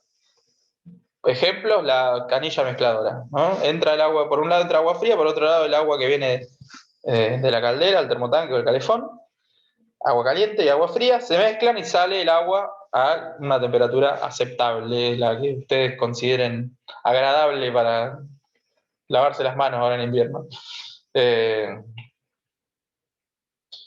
Simple. Después tenemos otro tipo de intercambiadores donde los fluidos no pueden mezclarse o no deben mezclarse. Entonces, uno va por un conducto y el otro va, por ejemplo, envolviendo, ¿no? en una carcasa que rodea anularmente, podríamos decir, al caño adentro, y están intercambiando calor a través de la pared del caño de adentro, ¿no? ¿Se entiende? El metal con el que está hecho el caño de adentro es la pared que separa los dos fluidos y es la pared a través de la cual se está produciendo la transferencia de calor. Un montón de ejemplos de este estilo.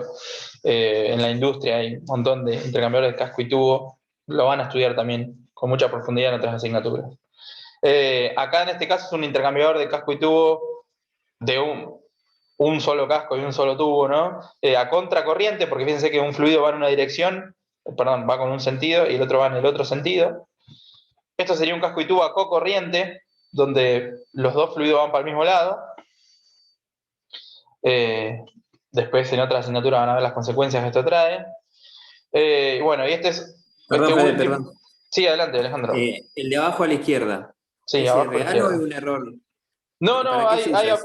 hay aplicaciones donde pueden ser a cocorriente. Mira, no sí, tenía. Sí. En Por los ejemplo, alimentos. si una de las En los dos... alimentos. ¿Sí? Todo lo que es alimentos tenés que ir cocorriente. Porque en los intercambiadores, por ejemplo, donde trabajo usamos tubular, el de arriba a la derecha, para Claro. calentar la leche.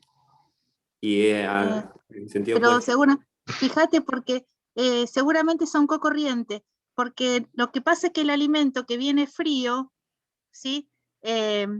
Vos tenés que ir acompañándolo, o sea, tratar de que si hay mucha diferencia de temperatura entre las entradas, es malo para el alimento. Vos tenés que, de alguna manera, tenés que ir acompañándolo. Fíjate cómo sería, porque si no se forma una costra que después no la podés sacar. Claro, pero justamente el cocorriente mejora esa situación, digamos, porque en el cocorriente están encontrándose el fluido más caliente, el fluido caliente con el fluido frío en la entrada, digamos. Entonces, acá en el cocorriente la diferencia de temperaturas acá es máxima. Después Claro, se van... pero al final ese problema en el alimento, porque al final tenés más un fluido que si está, o sea, que cuando está terminando la salida, te vas a encontrar que justo el alimento siempre va a ir por el tubo. Sí, hay una diferencia muy grande cuando recién se encuentran. Claro, y eso es el tema, por eso se trata de ir cocorriente, para no afectar el producto a la salida, digamos, que es la situación más comprometida. Sí, no sabía que existía. El resto de las sustancias me parece que siempre el más eficiente es el contracorriente, que casi todo se usa contracorriente, pero en los alimentos esa es la particularidad. Sí. Hay un caso que es bastante común, bastante frecuente, que es que una de las sustancias esté cediendo calor latente, ¿no? Que esté, por ejemplo, condensando. Entonces, ahí no hay tanta incidencia, digamos, en si va para un lado o para el otro, ¿no? Porque la temperatura del fluido que está condensando es medianamente pareja dentro del equipo, ¿no? Pero bueno, en la amplia mayoría de los casos, o sea, donde se intenta maximizar la transferencia térmica son equipos a contracorriente, salvo que por alguna cuestión técnica no se pueda, digamos. Pero sí, existen los dos, digamos. Lo que pasa es que ahí con la leche se hace un precalentamiento, entonces no llega con tanta diferencia de temperatura. La misma leche que se va a caliente, Claro. precalienta la que está entrando. Sí. Igual después Bueno. es un tema que se va a estudiar súper detenidamente. Sí, desde luego hay asignaturas que son específicamente de esto. A nosotros no En nos interesa. Para operaciones. nosotros, sí, para alimentos, operaciones y para industrial, instalaciones termomecánicas. Perdón que me meta, en leche se usa mucho el de placas, el que vas a hablar después, digamos. Claro, sí. Sí, también. Ese definitivamente es el que más se usa en leche, ¿no? Sí. Esto en realidad es lo que se llama intercambiador de tipo compacto de flujo cruzado, que es muy, o sea, el ejemplo que por ahí más pueden conocer es el radiador del auto, ¿no? Donde ahí las dos sustancias que están intercambiando calor es el agua con glicol que recorre unos conductos internos del motor para retirar el calor del mismo, con el aire que se va chocando el radiador, ¿no? A medida que avanza el auto o que le mete el turbo adentro, el ventilador, digamos. Entonces, acá, por ejemplo, tendríamos el agua del motor pasando para arriba y el aire que se choca pasando en flujo cruzado. También, como decía Claudia, ahí están los intercambiadores de placas, que es lo mismo, ¿no? Esto se llama en realidad flujo cruzado por cómo van los flujos, van a 90 grados. Pero el intercambiador de placas es otra de las estrellas de la industria de proceso, digamos. Claro, pero tiene el mismo fundamento, ¿no? Claro. Vos, Clau, debés haber visto centenares de eso, me imagino. Sí. Pero bueno, lo bueno que tiene es justamente la superficie. Son superficies rascadas donde se aumenta la superficie de contacto entre ambos fluidos. Exacto.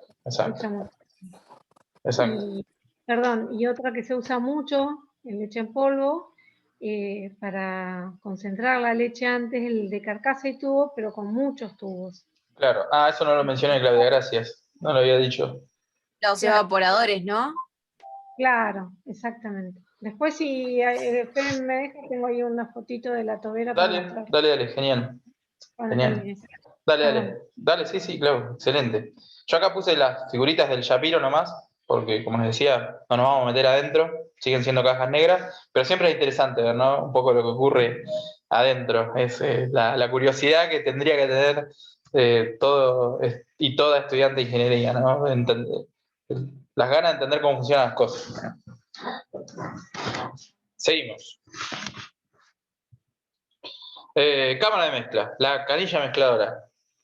De vuelta, vamos a hacer lo mismo que hicimos con todos los dispositivos anteriores. Ver qué nos queda el balance de masa y ver qué nos queda el balance de energía. Acá tenemos un fluido frío y un fluido caliente. Si es nuestra canilla mezcladora, va a ser el agua que viene de la red o del tanque, nuestro fluido frío, y el fluido caliente va a ser el agua que viene de la caldera, el calefón o el termo, lo que tengan.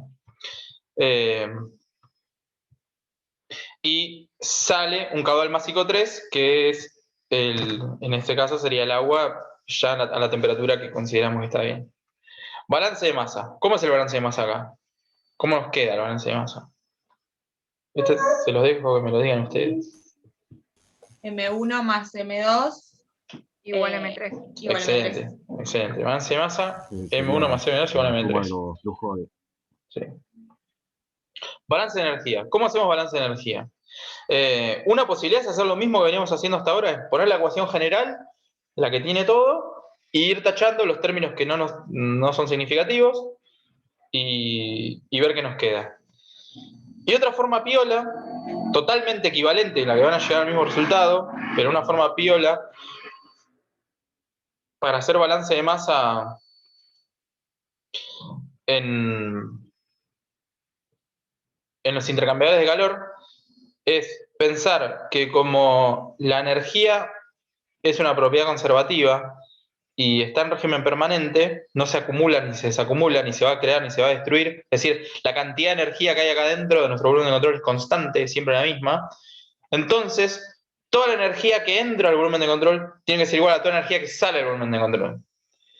¿Cuáles son las energías o las tasas de transferencia de energía que están entrando al volumen de control? Por un lado entra la energía que aporta el caudal M1, esa energía o esa tasa de transferencia de energía que entra con M1 va a ser M1 por su H1. Otra que entra es M2 por H2. Todas las tasas de transferencia de energía que entran al volumen de control tienen que ser igual a todas las que salen. ¿Y quiénes salen? Sale M3, excelente. ¿Y M3 cómo lo puedo escribir? Lo puedo escribir según el balance de masa como M1 más M2, ¿no? Puedo escribir M1 más M2 entre paréntesis, sabiendo que eso es M3, me lo dice el balance de masa, por H3.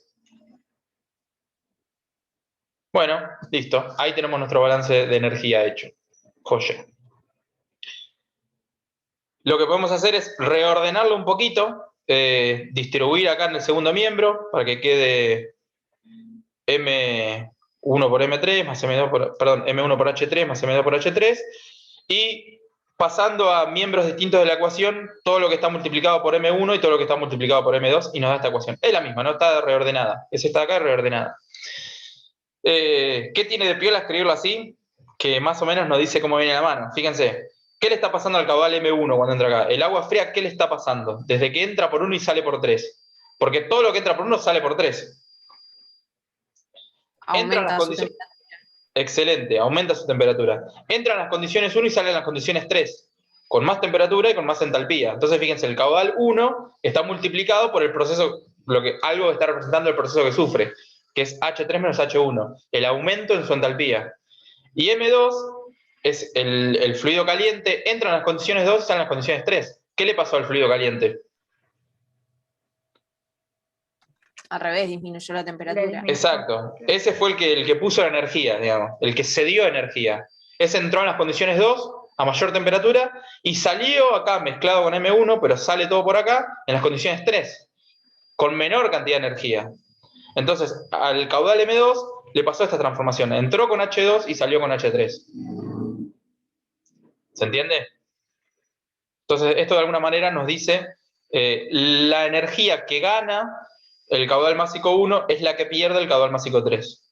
Como corolario de todo esto, o implícito en todo esto, está que la transferencia de calor con el medio es insignificante, ¿no? Porque si no, ahí aparecería un término de calor, ¿no? Que no estamos considerando. ¿Qué podría pasar? Pero por eso, en algún caso raro que tengan ustedes, imagínense una situación en la cual su cámara de mezcla no es adiabática. Podría pasar, ¿no? Que acá haya un calentador eléctrico, por ejemplo, ¿no? Y esté metiendo una cantidad sustancial de calor, de Q punto, al volumen de control. Bueno, eso, ojo, que eso aparece en el balance de energía. No va a aparecer en la ecuación. Estamos estudiando esta expresión solamente para el caso adiabático.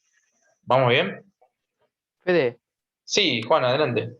No, paso una consulta que hizo Franco en el chat, que dice si se podrían separar las entalpías para que H1 más H2 sean iguales o sea igual a H3.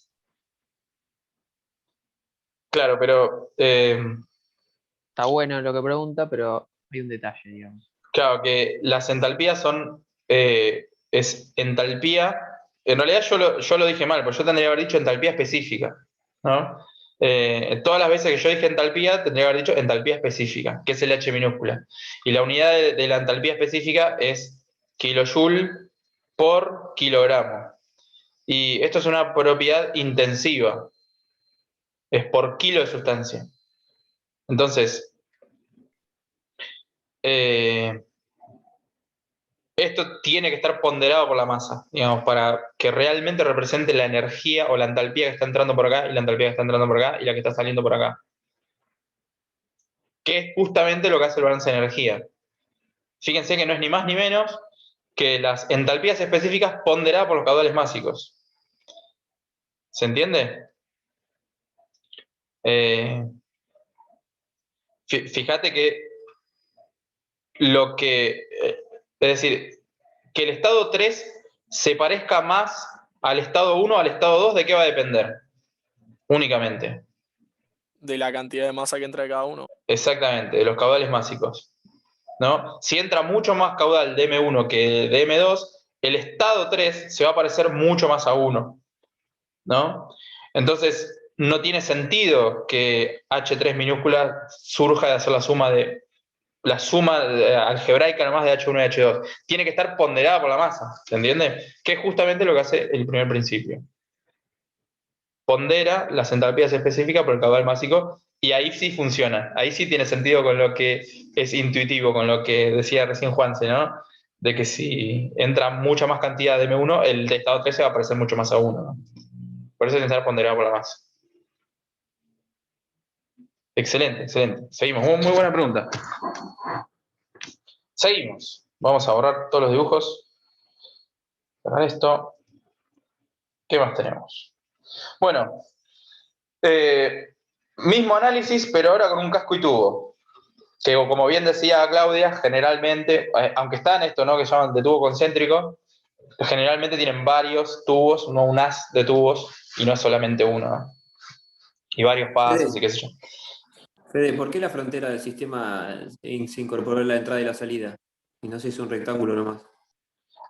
No sé por qué el dibujo está así, pero vos acá lo que te interesa es que el único lugar por donde atraviesa, o sea, la única parte de la frontera que es imaginaria es la boca de los tubos, digamos acá, del equipo.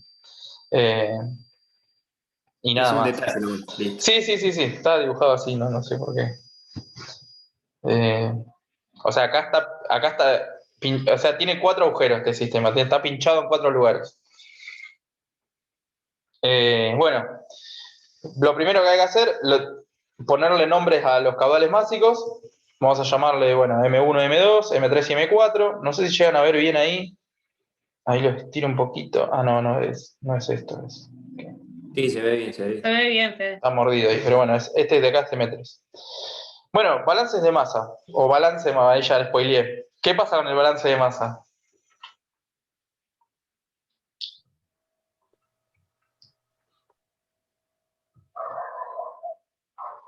Balance de masa, otra forma de pensarlo es toda la masa que entra igual a toda la masa que sale. Eso es cierto. M1 igual a M2 y M3 igual a M4. Sí, exactamente. Acá podríamos pensar en 2 balances de masa, hacerlo por sustancia. El intercambiador de casco y tubo nos permite que las sustancias sean distintas porque no se mezclan. Pueden estar a presiones distintas incluso, una sustancia respecto de la otra. Bueno, entonces hablamos de balances de masa, podemos hacer un balance de masa para cada sustancia. Podríamos hacer un balance de masa general si quisiéramos, ¿no?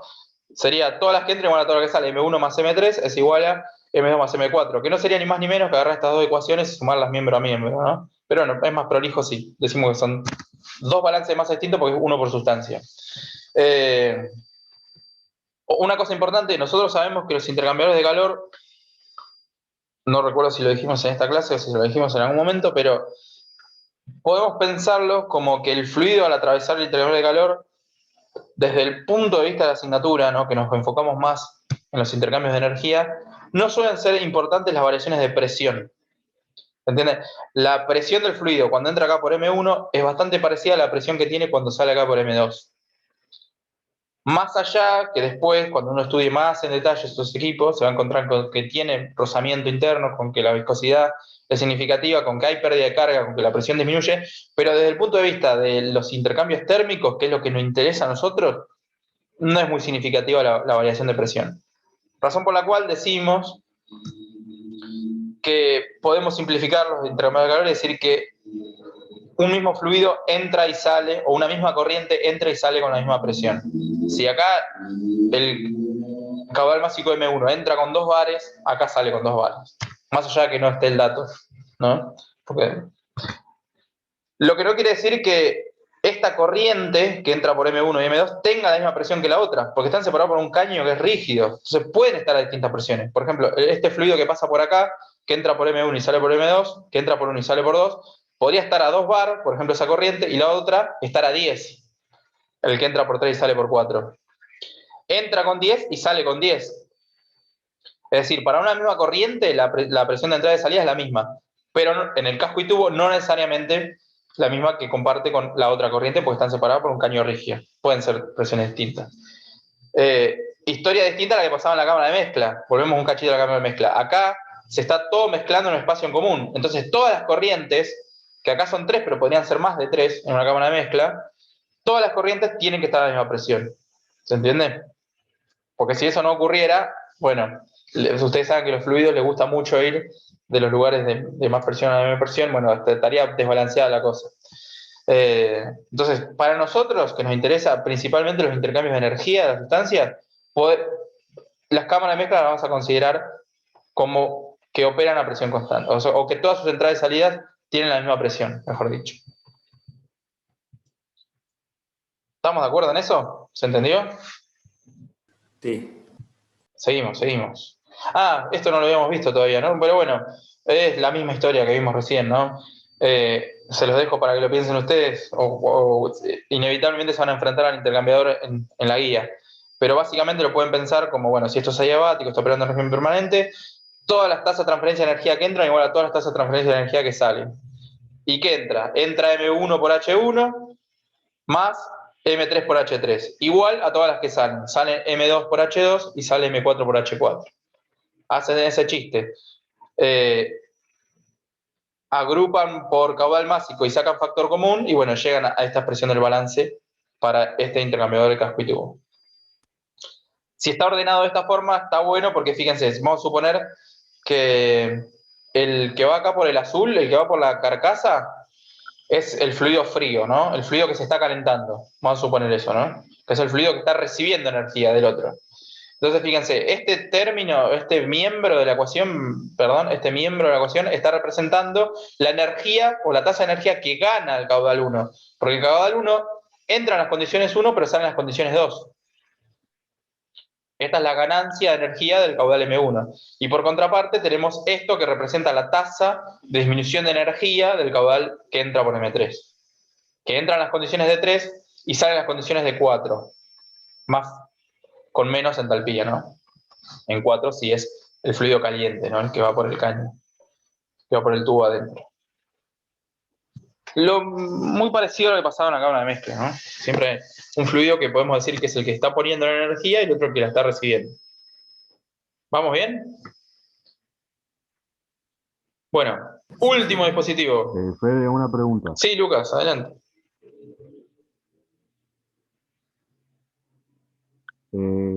¿Los balances de masa y energía no cambian demasiado si el casco y el tubo están a contracorriente o a la misma corriente, o sea, corriente? No, para nosotros que ya tenemos todas las condiciones de borde, digamos que no vamos a hacer diseño de equipos, sino que ya nos van a dar el equipo funcionando en una determinada condición, no nos interesa esa cuestión. No. Es lo mismo, digamos, es lo mismo. Se puede aplicar esta lógica de toda la energía que entra tiene que ser igual a toda la energía que sale. Muy buena pregunta, Lucas. Perfecto, gracias. Gracias, a vos. Seguimos. El último dispositivo, los dispositivos de estrangulación, que debe ser lo que deben estar queriendo hacer conmigo en este momento, pero bueno, les prometo que ya hacemos esto y hacemos un pequeño descanso para después hacer algún problema. Bueno, básicamente, dispositivo de estrangulación es cualquier cosa que le represente un camino tortuoso al fluido, ¿no? Que el fluido no pase cómodo, que tenga que dar unas vueltas, ¿no? Esto puede ser una válvula. Fíjense, esto es una válvula esclusa ahí a medio abrir, entonces el fluido acá tiene que pegar esta vuelta. O fíjense otra posibilidad, ¿no? Un dispositivo de estrangulación, un tapón poroso, que acá el fluido para pasar tiene que ir haciendo ese camino por entre el material que es poroso, encontrando conductos dentro de este tapón. Bueno, esto también funciona como un dispositivo de estrangulación. Podría ser un tubo de sección muy chica, ¿no? Y de una longitud considerable, de manera tal que el fluido le cueste pasar. Cualquiera de esas cosas es un dispositivo de estrangulación. Balance de masa para... Sí, perdón, no sé si querían consultar algo. Es medio complicado el tapón poroso porque si un fluido con algo de partículas se puede tapar. Sí, sí, sí, justamente. De hecho, un tapón poroso podría ser un filtro, ¿no? Podría ser, ¿no? Que justamente tenga esa finalidad, retener partículas. Pero sí. La placa orificia también funciona como dispositivo de estrangulación. Sí, sí, sí, exactamente, exactamente. Cualquier cosa que le represente al fluido alguna dificultad para pasarlo es un dispositivo de estrangulación. Eso puede ser un conducto de sección muy chiquita, como mencionas vos. Así que está muy bien. ¿Cuál es el balance de masa acá? Muy pavote, ¿no? Igual. Caudal másico que entra igual a caudal másico de salida. Tan pavote que ni lo vamos a escribir, vamos directo al de energía. ¿Qué nos queda del balance de energía? Ni lo escribí, porque solamente nos va a quedar una sola cosa, ¿no? ¿Va a importar la variación de energía potencial? No, la variación de energía cinética tampoco. El calor, ¿cuánto calor podrá perder el fluido si está pasando con cierta velocidad por acá? Y imagínense que el área también de una válvula es muy chiquito, ¿no? No consideramos el calor, no consideramos el trabajo, no hay nada con lo que le podamos dar o sacar trabajo del volumen de control. Vamos a ver que lo único que nos queda de todo el balance de energía son las entalpías. Nos queda que la entalpía de entrada tiene que ser igual a la entalpía de salida. ¿Por qué? Porque se cancelan todos los demás términos, básicamente. Y esto es importante, es lo más importante de los dispositivos de triangulación. Saber que la entalpía en la entrada es igual a la entalpía de la salida. ¿Quiere decir esto que el estado en la entrada es igual al estado en salida? ¿Qué me dicen?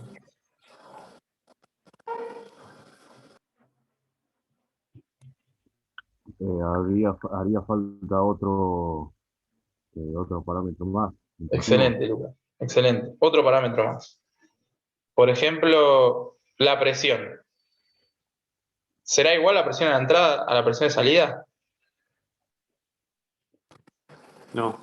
No, en la salida debería tener menos presión. No, exacto, exacto. La presión en la salida es menor. Justamente esa suele ser la función de los dispositivos de triangulación. Disminuir la presión de los fluidos. Representan tanta pérdida de carga para los fluidos que disminuyen su presión. Entonces, sí. Perdón. ¿Una membrana de ósmosis se puede considerar como un dispositivo de triangulación? Se pasa que es más complejo, digamos. Tiene otras funciones que son más importantes que esta, digamos. Es decir, vos no pones una membrana de ósmosis porque querés bajar la presión. La pones para otra cosa, digamos. Un poco caro te sale. Ah, pero digo por ahí, para hacer el estudio del sistema, si se lo considera así. No. Sí, o sea, se tiene que cumplir todo lo que dijimos. Para que, vos decís, si llegaríamos al mismo balance de energía. Sí. Es una muy buena pregunta, ¿no? Es una excelente pregunta. Bueno, tendrías que agarrar el balance de energía completo y ver término a término. Además llega un momento en que la membrana Sí, claro, no sé quién justo se cortó. Creo que fue Lucas. La membrana se va a ir. Sí, adelante, Lo que adelante. iba a decir es que de cada lado de la termostat. Vos sabés que te escuché un poco, te estoy escuchando un poco entrecortado, Lucas. No sé si. Yo también. No te pudimos escuchar. No sé si estabas mencionando el hecho de que la membrana va saturándose de alguna forma, ¿no? Bueno, después cuando recobres la conexión lo discutimos, Lucas. Acá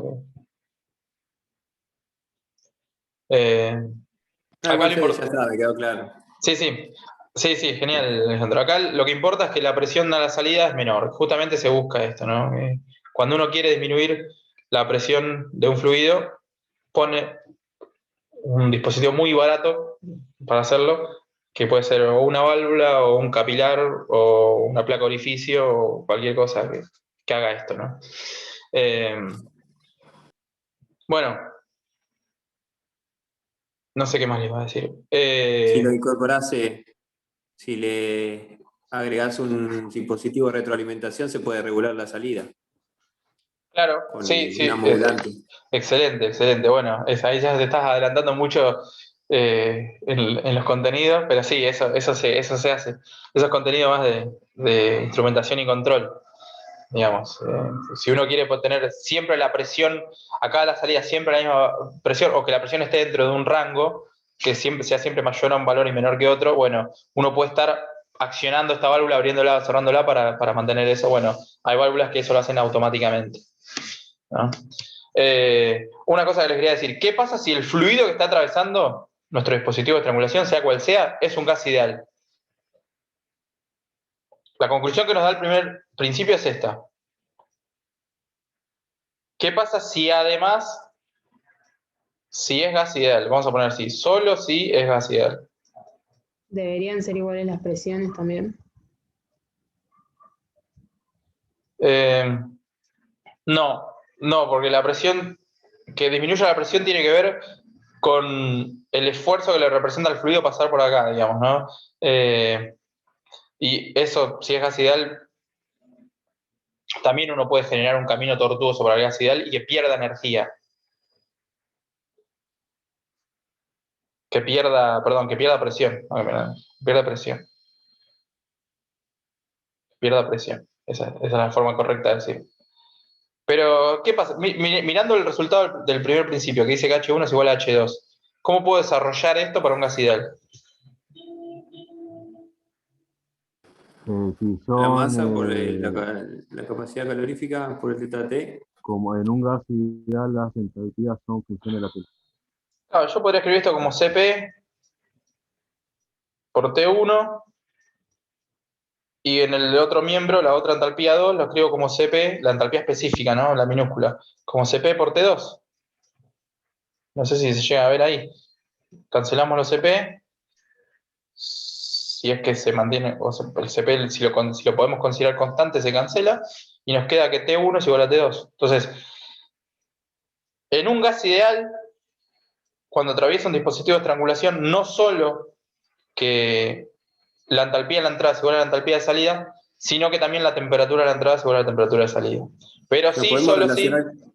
esto lo voy a poner en rojo, porque sí y solo sí es gas ideal.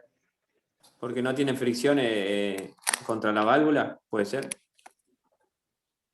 Porque al ser un gas ideal no tiene fricción contra la válvula, entonces sale a la misma temperatura.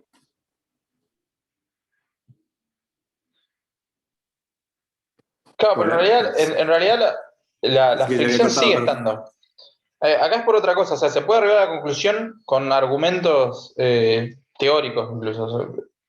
O sea, ustedes saben que para un gas ideal la entalpía depende únicamente de la temperatura. Eso ya lo pudieron demostrar, digamos. Y es lo único que necesitan saber acá para poder pasar de esto a esto.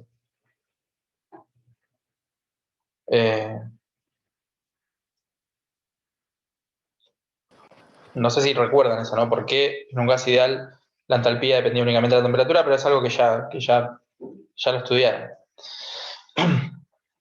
Pero bueno, esto es importante que lo recuerden, que esta condición de que la temperatura de la entrada y la salida de un dispositivo de triangulación es igual, sí, solo si la sustancia que está pasando es un gas ideal. Si no, no. Si no, solamente se pueden quedar con esto. Esto sí se cumple para cualquier sustancia. Esto solo para gas ideal.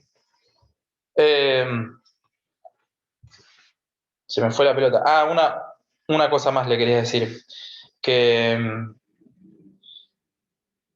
el hecho de que la entalpía a la entrada sea igual a la entalpía de salida no asegura que el proceso sea isentálpico. Porque cuando uno dice que un proceso hizo algo, lo que está diciendo es que en todo momento esa cosa se mantiene. Por ejemplo, un proceso isentálpico, a lo largo de todo el proceso la entalpía vale lo mismo. Entonces uno tendría que poder moverse acá por la válvula, medir la entalpía en todos puntos y verificar que es la misma, ¿no? Bueno, es una válvula, no tiene sentido hacerlo siquiera, porque acá es muy turbulento lo que pasa acá adentro, ¿no? Ni siquiera hay equilibrio como para poder hacerlo.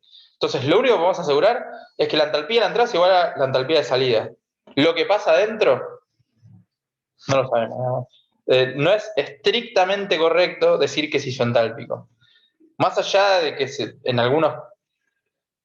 para algunas cosas la podemos pensar o nos sirve pensar en el proceso isentálpico, la válvula nunca podrá ser isentálpica. Digamos. Lo único que podemos asegurar es que la entalpía de la entrada es igual a la entalpía de salida. Pero eso es simplemente para que lo tengas presente. Bueno, ¿vamos bien? ¿Alguna cuestión que les haya quedado colgada? ¿O algo que quieran comentar?